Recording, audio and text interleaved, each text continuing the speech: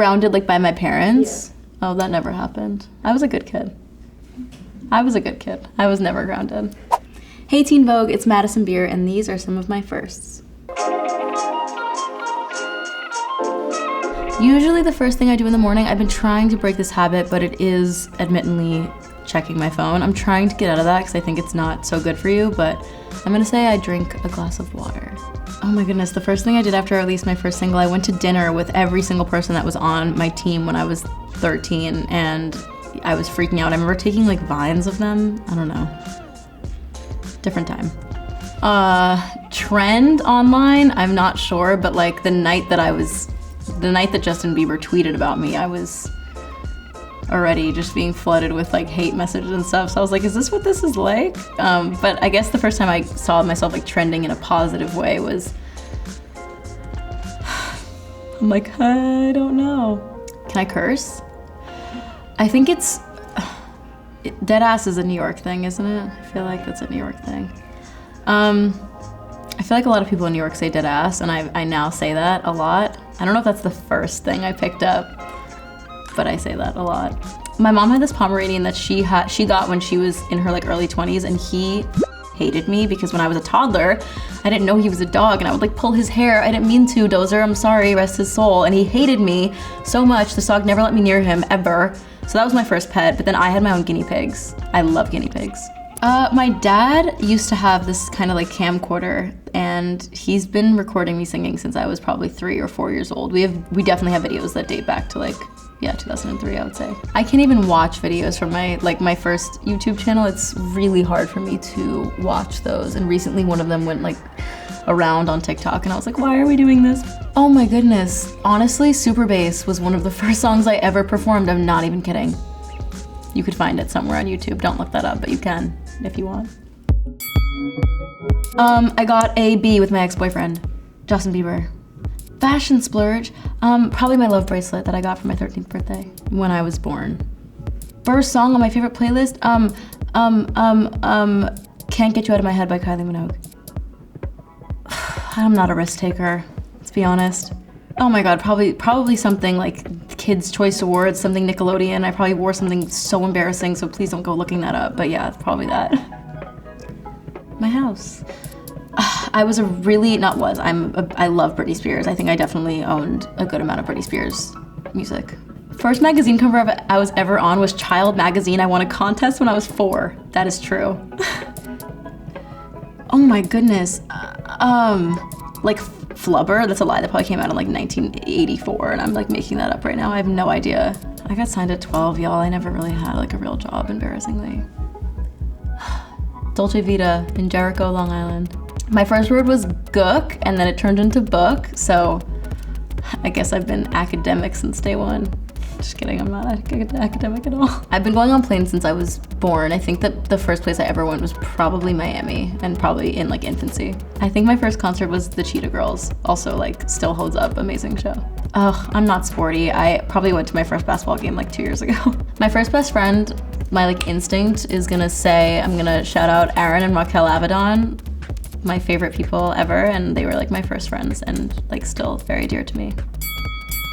First big award show, I think with my new single, I feel like the Grammys would be really suiting and fitting for that, and that'd be a dream. I think the VMAs are also just a really fun award show, so I would love to do something with them.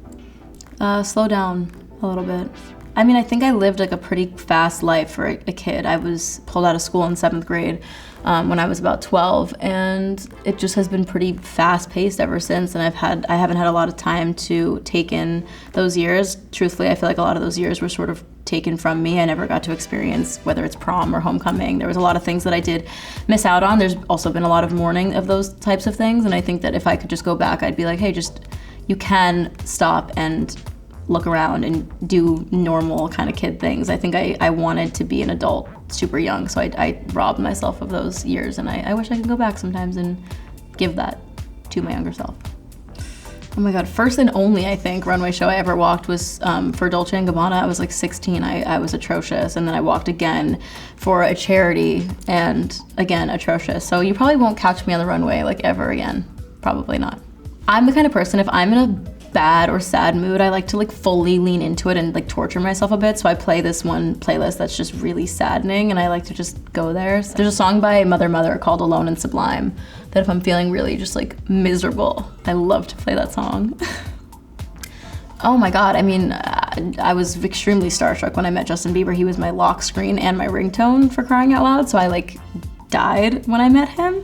But I've had a ton of instances since then. I met Kevin Parker and I was like so weird when I said hi to him, but I loved meeting him. And then I met Rihanna recently, which also I was super weird, but I said hi to her and love her so much. My screensaver is a photo from Fight Club. It's been that for like 4 years. And I don't know if I would really be starstruck over Brad Pitt, but I'd probably be really starstruck over Ed Norton. Don't know why, what's the psychology there, not sure, but.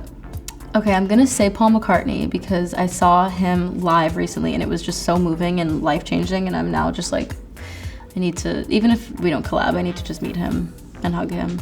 I would prefer the Beatles. I would prefer all 4 of them, would be incredible, but I think Paul right now is like, it would be incredible to just meet him. Grounded like by my parents? Oh, that never happened. I was a good kid. I was a good kid. I was never grounded. I don't think my parents still like understand anything, to be honest. Sorry, mom and dad. Like I will be out with my family, let's say I'm having dinner with someone, if someone comes up to me and asks for a photo, specifically my dad and my grandmother, they're like, this girl knows you? I'm like, yes, guys, she knows me. Like why is this still shocking to you to this day? But like every single time it happens around my dad or my grandmother, like, why does she want a picture with you? I'm like, I don't know how to explain this to you guys anymore, but they just do. They just do, I don't know. In a constant state of confusion. So am I though, so I get it. Oh my gosh. I don't know if this was the first place or time, but I do remember I tweeted out when I was younger that I was going to the Roosevelt Field Mall in Long Island, shout out to that place, and I said I was gonna be at the Pinkberry, and if you wanted to meet me for some reason, come meet me there. And I was honestly just so excited to like make friends and meet people. And I remember walking into the mall and there was a few people outside of one store and I was like, oh hey, there's probably 6 of them. And I was like, this is so cool, I'm so glad you guys came out. And they were like, oh, we're not the only people here, look over there. And there was hundreds and hundreds of people. And I was so confused because at the time I was like, wait, what? How do you all even like know who I am? This makes no sense. I try to spend a lot of time like interacting and talking to them. I think they've been such a constant in my life and I'm so close with so many of them. I've known a lot of these people since we both were 12, 13 years old. So a lot of us have grown up together. The reason I love them so much is because they're so understanding of me and they're so patient and they don't make me feel pressured. And if they don't hear from me for a month, they're not yelling at me or screaming. They're just like, we understand and we love you and we hope you're doing okay. And I appreciate that more than they know. I'm a big bather. I love a bath. I'm like, it's my ritual. It's everything to me. I'm a Pisces. Maybe that's why. I don't know if that's like related, but yeah, it makes me feel really good. I feel like calm. It kind of sets me back to 0. And yeah, it's like my safe space.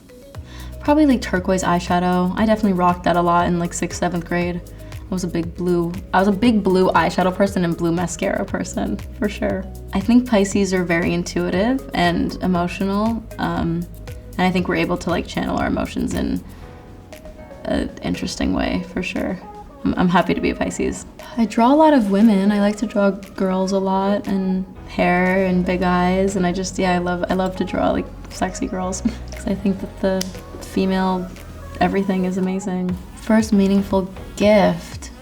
Probably my stuffed animals that my aunt gave me. I'm pretty sure, I was told this when I was like 4, so forgive me if I'm not retaining this information correctly, but I'm pretty sure when I was nearly like born, or maybe right around when I was born, my aunt gave me these 2 stuffed animals, a unicorn and a bunny, and they are still on my bed to this day, and they're my prized possession.